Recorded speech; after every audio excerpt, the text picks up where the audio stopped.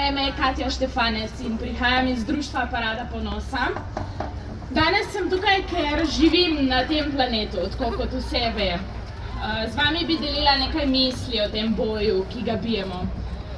Mladi za podnebno pravičnost so jasno povedali, da zahtevajo spremembe. Če hočemo spremembe, moramo biti aktivistke. Pravice nam nikoli niso bile dane, vedno so bile priborjene. Spremembe v sistemu, v razsežnosti podobne tem, ki jih želimo sedaj, so se zgodile samo z nenehnim protestiranjem, zahtevanjem, žrtvovanjem, kričanjem in iskanjem poti v navidez brezupnih okoliščinah. Ampak zgodovina nas uči, da se stvari lahko izboljšajo, lahko jih izboljšamo. Prav vsaka in vsak od nas lahko vpliva na to situacijo. Kar delamo ni lahko. Konstantno plavati proti toku, dati vse v tisti en fajt, ki končno prinese spremembo, izgoreti samo zato, da smo nekaj mesecev kasneje spet tukaj razočarane. Razočarane nad občutkom, da nova vlada, za katero smo se tako zelo potrudile, da jo zamenjamo, ne izpolnjuje svojih obljub in da spet ponavljamo eno in isto. To ni lahko in v marsikomu vzbudi brezup. Aktivizem se nikoli ne konča in to, da smo velikokrat prepuščene temu, da se samo mi borimo za svoje, to ni učinkovit način, kako priti do sprememb. To nas oslabi in naredi naše vzklike tišje. Najbolj radikalna in fuck the system stvar, ki jo lahko naredimo, je to, da se aktivno potrudimo probleme drugih narediti naše. Da se upremo mentaliteti, ki pravi, kaj me briga zanje, dokler moji problemi niso rešeni.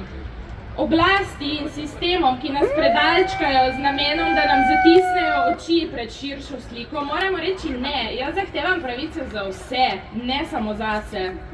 Nismo vse v istem čovnu, vendar smo vse v vodi. Ne bom spregledala, kaj delate drugim, samo zato, ker moj čovn za zdaj še ne pušča. Če hočemo spremembe, moramo biti solidarne in solidarni en do drugega. Naša svoboda nikoli ne bo omejena. Nikoli ne bo neomejena, dokler bo nekdo zraven nas priklenjen. Moj boj bo prej ali slej postal tudi tvoj.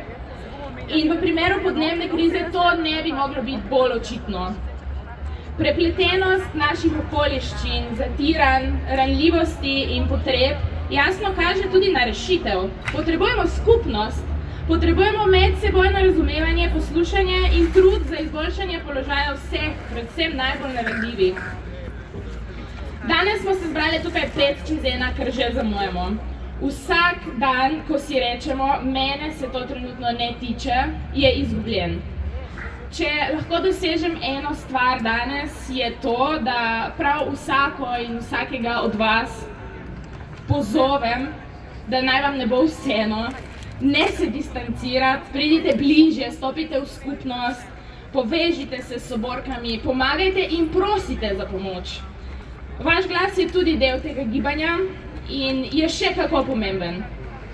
Naj bo danes trenutek, ko se v vas nekaj spremeni.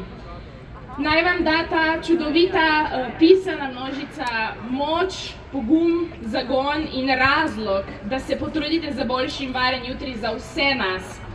Upajmo, da na tem planetu. Če hočemo spremembe, moramo stopati po skupni poti in iskati skupne rešitve za dobrobit ljudi, živali in planeta.